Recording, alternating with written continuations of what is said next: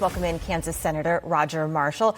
Senator, so great to see you today. Thanks for joining us. Before we dive into Trump's one big, beautiful bill, I'd like to get your reaction to what we're seeing going on in Los Angeles right now. So we have the National Guard facing off with rioters that are becoming increasingly more violent. We've got people flying Mexican flags in the streets rather than American flags. What do you make of the situation?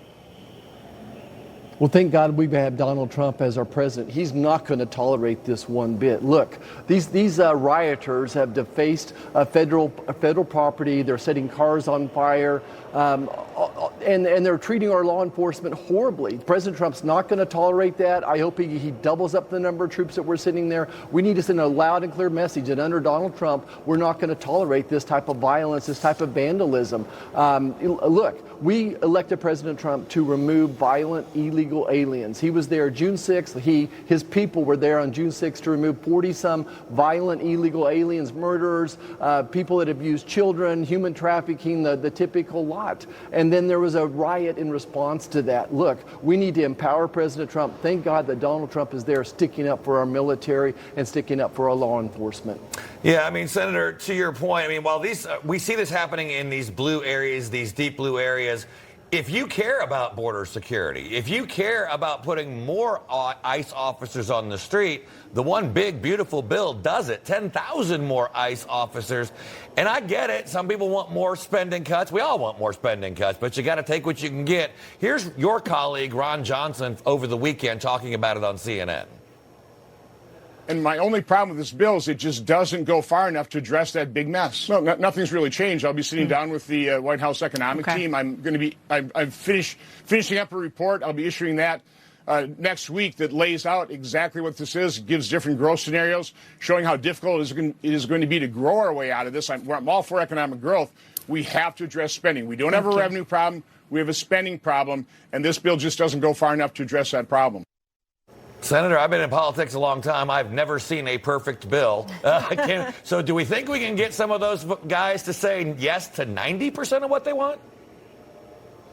We have to. You know, we are not going to go home this summer without finishing this bill. Failure is not an option. This bill is going to prevent the largest tax increase in American history. It's going to give Americans $1,000 a month more of their own money. They'll take home $1,000 more a month. If we don't pass this bill, that evaporates. We have to deliver for the president's agenda to secure the border. To your point, in this bill, there's enough money for 2,000 miles of barrier. It's going to double the number of ICE removal agents. You said 10,000, but that's doubling of what we have out there. We have 400,000 violent, illegal aliens in America that we need to remove.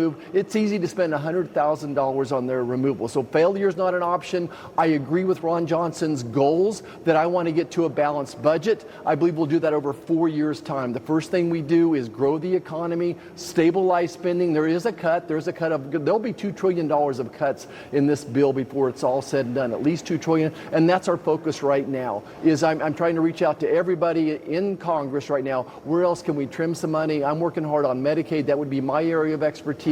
So we'll get there, but we have a lot of work to do now in the next 3 weeks. Absolutely. And sir, this bill doesn't just focus on border security and tax relief, but it also includes major investments in veterans care and American energy independence. Why do you think that those parts aren't getting maybe the attention they deserve from the mainstream media? Well, I think that it's so much easier to talk about Medicaid, and I just want to tell everybody, look, we're not going to take Medicaid away from seniors in nursing homes or people on disabilities. We're going to protect Medicaid for those who need it the most. And Senator, any prediction real quickly here on whether we get it all done by July 4th, or is it just the Senate and then going into conference and or whatever happens, and the goal really is getting it done by the August recess?